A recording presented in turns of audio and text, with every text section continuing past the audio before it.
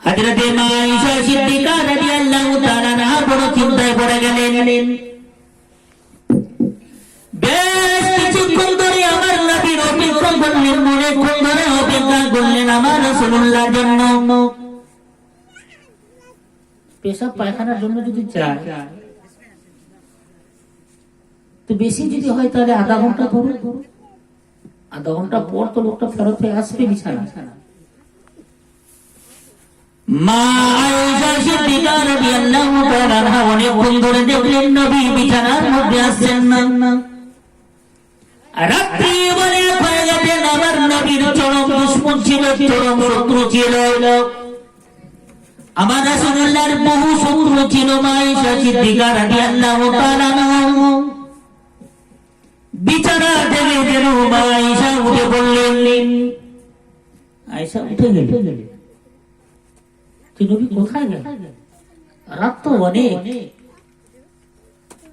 বাড়িতে উঠে যখন বাড়ির চতুর্দিকে তিনি ঘুরে ফিরে দেখতে লাগলেন, কোথাও আমার রাসূলুল্লাহকে পাওয়া গেল না, কোথাও আমার নবীকে পাওয়া গেল না।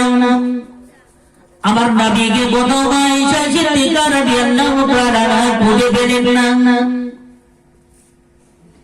হযরত আয়েশা সিদ্দিকা রাদিয়াল্লাহু তাআলা আনহার বিবাহ যখন আমার নবীর সঙ্গে হয়, ওই সময় মা আয়েশা সিদ্দিকা রাদিয়াল্লাহু তাআলা আনহার বয়স মাত্র 9 বছর ছিল। 9 বছর বয়সে মা আয়েশা সিদ্দিকার বিবাহ আমার নবীর সঙ্গে হয়েছিল।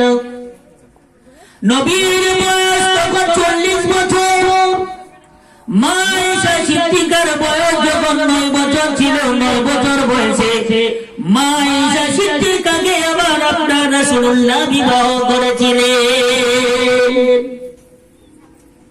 9 বছর বয়সে মেয়ে সাবালিকা হয়ে যায়।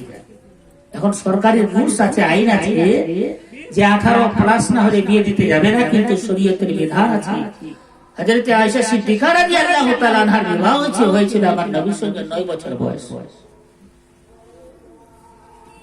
হযরত আয়েশা সিদ্দিকা রাদিয়াল্লাহু তাআলা আনহা বহু হাদিসের মালিক ছিলেন। বহু হাদিস মা আয়েশা সিদ্দিকা রাদিয়াল্লাহু তাআলা আনহা থেকে বর্ণিত আছে। মহিলা হাদিস রচিতকারীর মধ্যে সবথেকে বেশি হাদিস মা আয়েশা সিদ্দিকা রাদিয়াল্লাহু তাআলা আনহা বর্ণনা করেছেন। মা আয়েশা সিদ্দিকা রাদিয়াল্লাহু তাআলা মা আয়েশা সিদ্দিকা রাদিয়াল্লাহু তাআলা আনহা চিন্তায় চিন্তিত হয়ে গেলেন, আমার নবী কোথায় চলে গেলেন, আমার রাসূলুল্লাহ কোথায় চলে গেলেন। কারণ নবীর চতুর্দিকে দুশমন শত্রু রয়েছে। এত রাত্রিতে নবী আমার কোথায় বেরিয়ে গেলেন। কাফেরের দল, মুশরিকের দল, বেদীদের দল আমার নবীকে কোথাও শহীদ করে দেয় নাই। মা আয়েশা সিদ্দিকা বিছানায় থাকতে না পেরে, বিছানায় ঘুমাতে না পেরে মা আয়েশা সিদ্দিকা যখন বাড়ির মধ্যে যখন নবীকে পেলেন না, আবার রাসূলুল্লাহকে পেলেন না, মা আয়েশা সিদ্দিকা রাদিয়াল্লাহু তাআলা আনহা এক পা দুই পা করে জান্নাতুল বাকি কবরস্থানের দিকে যেতে লাগলেন। কোথায়? জান্নাতুল বাকি, মদিনাতুল মুনাওয়ারা একটা মক্কাতুল মুকাররমায় একটা কবরস্থান আছে। এই কবরস্থানের নাম হলো জান্নাতুল বাকি।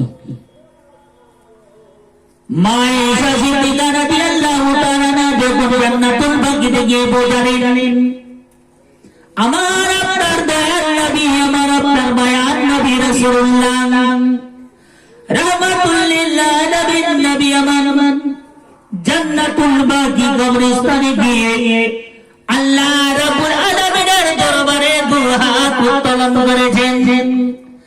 আর আল্লাহ রাব্বুল আলামিনের দরবারে কান্না করেন, ওগো আল্লাহ রাব্বুল আলামিন, তুমি আমার উম্মতদেরকে ক্ষমা করে দাও।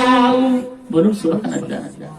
তুমি আমার উম্মতকে মার্জনা করে দাও, তুমি আমার উম্মতকে ক্ষমা করে দাও। ওগো আল্লাহ রাব্বুল আলামিন, পেশাব তারিখ মৌলা গো, আজকে সবে বরাতে রাত্রি মৌলা, এই রাত্রির ওসিলায় মৌলা গো, জান্নাতুল বাকিতে জিনারা শুয়েছেন তিনাদের তুমি ক্ষমা করে দাও।